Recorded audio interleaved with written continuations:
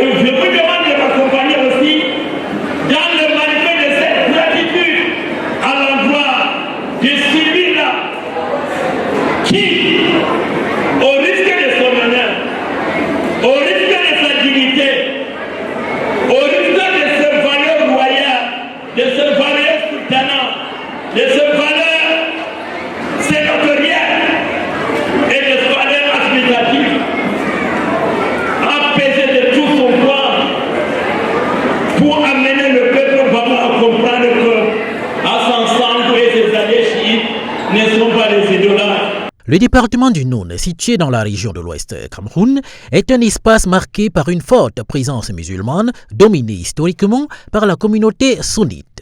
Dans ce paysage religieux, la minorité chiite, bien que discrète, existe et contribue activement à la vie sociale et économique et spirituelle du département. Pourtant, leur place institutionnelle et sociale reste souvent marginalisée, d'où l'importance d'un appel à une prise en compte équitable. En guise de l'équilibre spirituel dans un état laïque. Vous voyez le savant?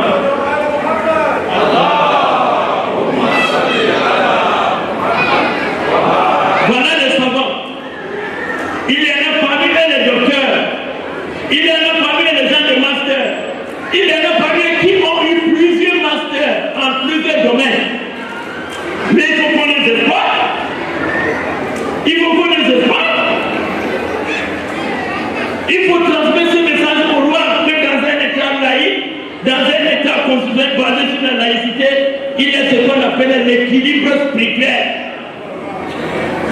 Dans l'équilibre spirituel, en tant que communauté chiite implantée dans le Noun, avec une mosquée à Fouba, une mosquée à Fouba, une mosquée à Baïdan, une mosquée à Koubo, une mosquée à Kota, une mosquée à Bamboulé, une mosquée à Marathon, pour décider de ce cas-là. Nous avons le droit de bénéficier de la laïcité royale. Les chiites dans le Noun ne sauraient donc être les enfants pauvres de la représentativité. Il est essentiel que toutes les tendances musulmanes soient traitées au même titre. Les chiites doivent avoir une voix dans les conseils religieux, les structures de dialogue interreligieux et les plateformes de gestion des affaires islamiques. La marginalisation peut nourrir incompréhension et tension. Au contraire, la reconnaissance renforce l'unité et la paix. Le Coran et la tradition prophétique encouragent la fraternité entre musulmans, quelle que soit leur école de pensée. Les chiites participent activement au commerce, à l'éducation, à l'action caritative et la vie culturelle du Noun. Leur accorder du crédit est donc légitime. Le feu avait commencé en introduisant un représentant chiite à la mosquée centrale. Il y a plus de 35 morts à la mosquée centrale de Fouba. Plus de 35 à la mosquée d'arrondissement de Fouba. Et si, avec la bénédiction du roi de Bamou, c'est lui qui les faisait les prières d'aller apprendre. Ils ont appris, ils ont rangé. Et chaque fois qu'ils rangent, ils vont auprès de lui pour recevoir la bénédiction. Vrai ou faux, le cabinet. Et quand ils reviennent prendre la bénédiction, faut-il rester au quartier? Non. S'il y a le raïs ulama des communautés, conseil supérieur islamique, il doit avoir quand même des adjoints. Un seul droit ne saurait retirer quelque chose dans la marmite. On ne peut pas laisser l'islam au soumis dans le lieu. Faut dire au roi. En remerciant le sultan roi des Bamoun pour sa considération à l'égard des chiites, Cheikh Hassan Sango l'a tout de même exhorté à faire encore davantage. La prise en compte des chiites dans le département du Noun n'est pas seulement une question d'éthique religieuse, c'est un enjeu de cohésion sociale et de respect des principes républicains.